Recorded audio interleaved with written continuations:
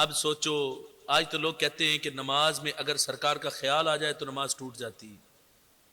ہم کہتے ہیں صحابہ سے تو پوچھو کہ جب جگہ کو ڈھونڈ کر نماز پڑھ رہے تو کیا نماز پڑھتے ہوئے سرکار کا خیال نہیں آتا؟ اور بھئی ہم قربانی کا بکرا داتا صاحب کے نام لگائیں تو تم شرک اور حرام کہہ دیتے ہو، اور سرکار تو کہہ رہے ہیں کہ میں نماز تیرے لیے پڑھوں. لیکن ابھی تو کافی سبق باقی.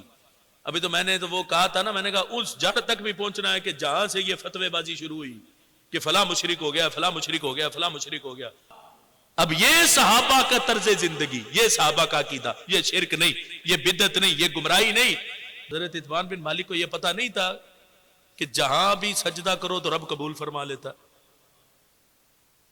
اور پھر تم خود ہی خاص کر لو ایک جگہ کو، کہو کہ یہ گھر کا کونا ہے، یہ میں مسجد کے لیے خاص کرتا ہوں، میں یہی نماز پڑھا کروں گا.